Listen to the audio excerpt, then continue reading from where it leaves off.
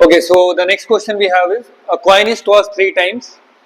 Let x denote the number of times a tail follows a head, and mu and sigma square denotes mean and variance of x, then the value of 64, mu plus sigma square, right? So that is how we have to find what is the value of 64 multiplied by mu plus sigma square, right? So what will happen, just see. First we will write, a coin is tossed 3 times, no? So first we will write the sample space. We know what is the possible cases. So we will write the sample spaces, and how we write the sample spaces? We have to write 4 times such, since we are doing it for 3 coin. So we will write 4 times such and 4 times tell. 1, 2, 3 and 4 times. Then 2 times such and 2 times tell. 2 times such and 2 times tell. Then alternate head and tail. Head, tail, head, tail, head, tail and head, tail, right? So a tail is followed by a head, right? As per the question, a tail follows a head. So what are the conditions in which a tail follows a head?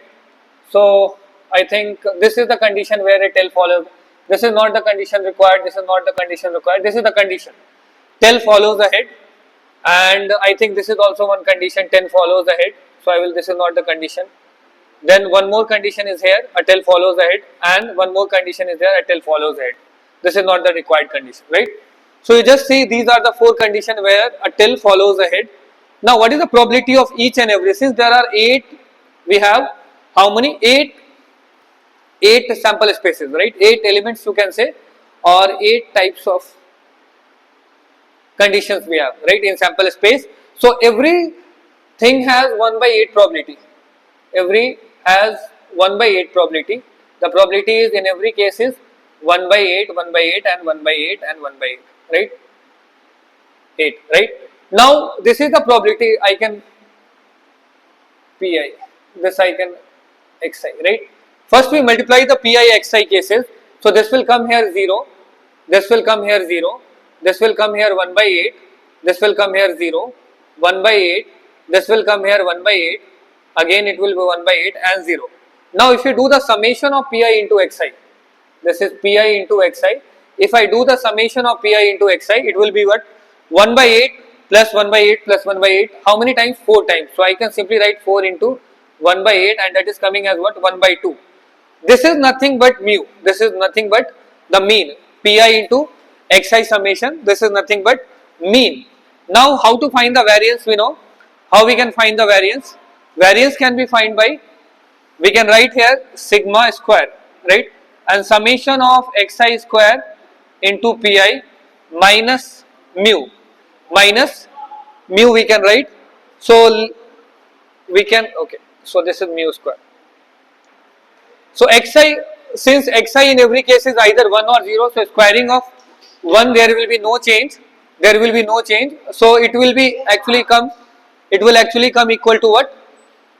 It will actually come equal to same thing, whether you do xi pi or xi square, because xi is here what? In every case either 1 or 0, so it will come 1 minus half, and this will come how much? Xi square into pi, so this will come mu value we have is 1 by 2, and this will be 1 by 2 square. So this will come as what? 1 by 2 minus 1 by 4, and 1 by 2 minus 1 by 4 is actually what? 1 by 4. So this comes as to be a variance. Now they are asking what?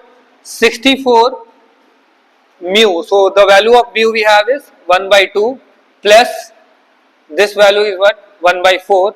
So we will write this is 4, this is 2 plus 1. So 64 into 3 by 4, this will become 16, and 16 into 3 is what? 48. So the final answer 64 into mu plus sigma square will come actually what? 48.